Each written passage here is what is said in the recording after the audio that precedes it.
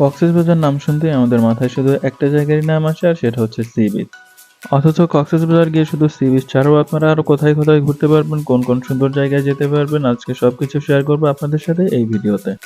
তাই স্কিপ না করে সম্পূর্ণ ভিডিওটি দেখতে থাকুন এবং আমার ভিডিওটি যদি ভালো লেগে থাকে তাহলে অবশ্যই লাইক, কমেন্ট এবং বেশি বেশি করে শেয়ার করবেন এবং আমার ইউটিউব চ্যানেলটিকে সাবস্ক্রাইব করে পাশে থাকা বেল আইকনটিতে ক্লিক করে দিবেন। এতে করে আমার নতুন নতুন আপলোড করা সকল ভিডিও নোটিফিকেশন পৌঁছে যাবে আপনাদের কাছে। এখন বাজে হচ্ছে সকাল 6টা বাজতে 1 মিনিট বাকি আছে। আর আমরা এখন যাচ্ছি সকালের সূর্যটা উপভোগ করতে কলাতলি বিচের দিকে। হোটেল থেকে বের হয়ে এখন কলাতলি বিচের দিকে যাচ্ছি সকালের সূর্য উপভোগ করতে। বের হওয়ার কথা ছিল আরো আগে, বাট ঘুম থেকে উঠে ফ্রেশ হয়ে সবার রেডি হয়ে বের হতে হতে লেট হয়ে গেছে অনেকটাই। 3জন অলরেডি চলে গেছে আর আমরা ফ্রেন্ড আছি কিছুজন, আমরা যাচ্ছি কলাতলি বিচের দিকে। আমরা আছি এখন ডলফিন মোড়ে। ডলফিন মোড় থেকে আমরা এখন যাব কলাতলি বিচে।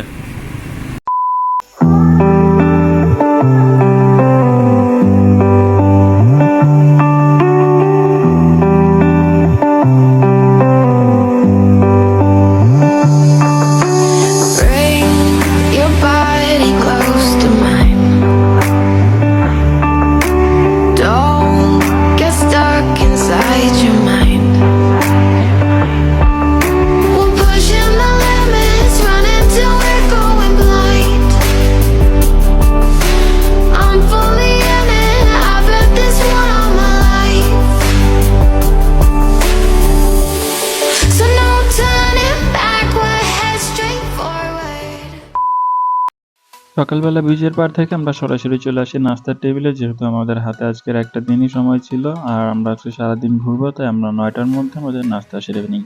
নাস্তা শেষ করে এসে দেখে আমরা যে গাড়িটাতে ঘুরতে যাব চাঁদের গাড়িটা অলরেডি দাঁড়িয়ে আছে।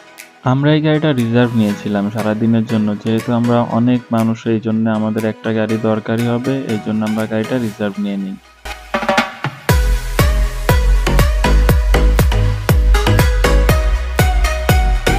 চাঁদের গাড়ি নিয়ে আমরা সর্বপ্রথম চলে যাই মেরিন ড্রাইভে। আর মেরিন ড্রাইভে গেলে আপনি এমন মনোমুগ্ধকর পরিবেশ দেখতে পাবেন যার এক পাশে সমুদ্র, অন্য পাশে পাহাড়।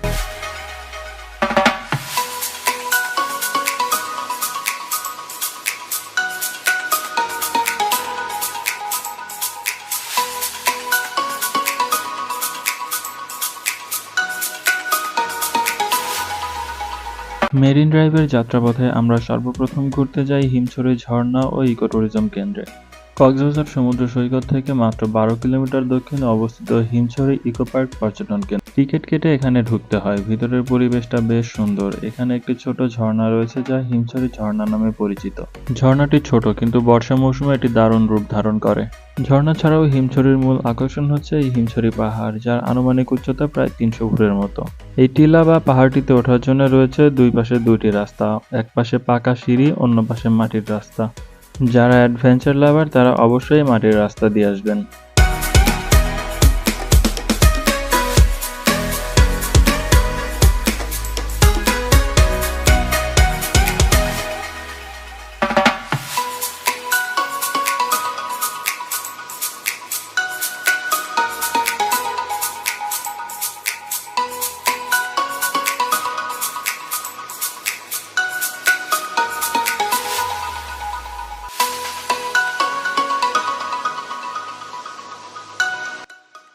10 মিনিট পাহাড়ের গা বেয়ে হাঁটার পর যখন পাহাড়ের চূড়ায় যাবেন, তখন পাহাড়ের চূড়া থেকে এমন নজর কাড়া একটি সুন্দর ভিউ দেখতে পাবেন।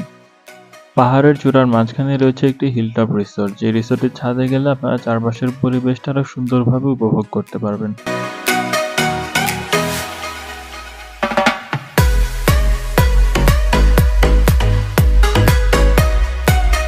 পাহাড় থেকে নেমে আসলে এমন সুন্দর একটি দোকান দেখতে পাবেন, যে দোকানে রয়েছে বড় বড় ঝিনুক, শামুক, শৈবাল। ঘর সাজানোর কাজে বা প্রিয় মানুষকে উপহার দেওয়ার জন্য আপনারা এখান থেকে জিনিসগুলো কিনতে পারেন। হিমছড়ি ইকো ট্যুরিজম কেন্দ্র থেকে এবার আমাদের দ্বিতীয় গন্তব্য মিনি বান্দরবানের দিকে।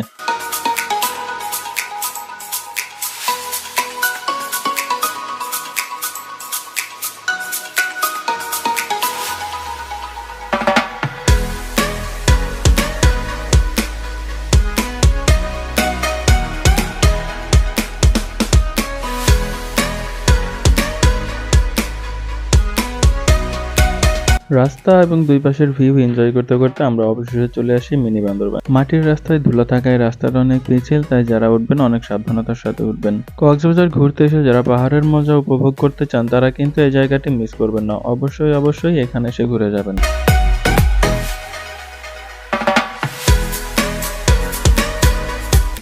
পাহাড়ের উপরে উঠলেই এর নজর কাড়া ভিউ দেখতে পাবেন, যেন মনে হবে না যে আপনি কক্সবাজারের মিনি বান্দরবানে আছেন। মনে হবে আপনি খাগড়াছড়ি অথবা বান্দরবানের কোন একটি বড় পাহাড়ের চূড়ায় দাঁড়িয়ে আছেন।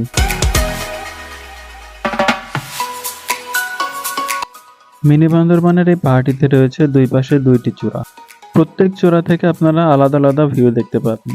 আর চূড়ার উপর থেকে যে ভিউ দেখতে পাবেন তা লাখ টাকা দিয়েও কেনা সম্ভব নয়।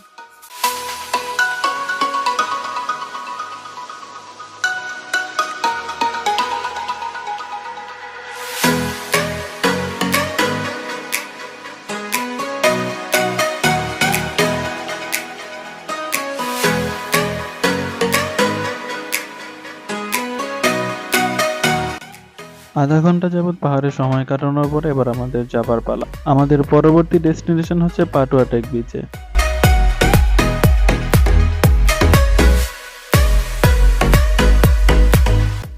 এইটা ছিল একটা হোটেলের প্রাইভেট বিচ। এখানে সবার নামার পারমিশন নেই। এই হোটেলে যারা থাকবে শুধু তারাই এখানে নামতে পারবে।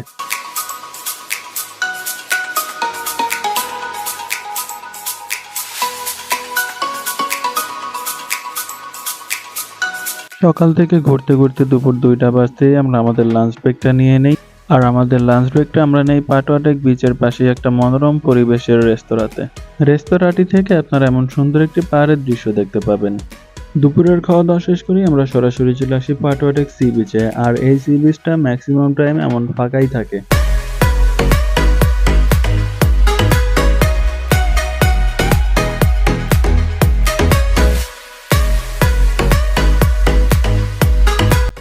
সারাদিনের ঘোরাঘুরি শেষে আমরা সন্ধ্যায় হোটেলে ফিরে আসি। হোটেলে এসে কিছুক্ষণ রেস্ট নিয়ে ফ্রেশ হয়ে আমরা আবার বেরিয়ে পড়ি সুগন্ধা বিচের দিকে, যে বাজারটা আছে ওই বাজারে কেনাকাটার উদ্দেশ্যে।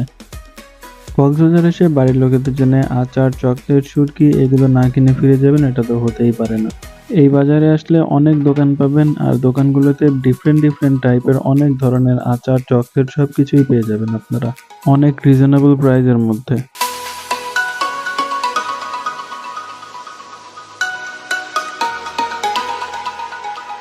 যেহেতু আমাদেরকে আজকে রাতেই ঢাকাতে ব্যাক করতে হবে, এই জন্য আমাদের হাতে সময় ছিল খুবই কম। আমাদের গাড়ির টাইম ছিল 10টাতে। এর মধ্যে আমাদেরকে খাওয়া দাওয়া করে আবার গাড়িতে উঠতে হবে। তো এই ছিল আমার আজকের ব্লগের আয়োজন। আশা করি ভিডিওটি সবার ভালো লেগেছে। ভিডিওটি ভালো লেগে থাকলে লাইক, কমেন্ট এবং বেশি বেশি শেয়ার করবেন, এবং চ্যানেলটিতে নতুন হয়ে থাকলে অবশ্যই চ্যানেলটিকে সাবস্ক্রাইব করে পাশে থাকা বেল আইকনটিতে ক্লিক করে দিবেন। এতে আমার নতুন আপলোড করা সকল ভিডিও পৌঁছে যাবে আপনাদের কাছে। আজ এখানেই বিদায় নিচ্ছি। আল্লাহ হাফেজ।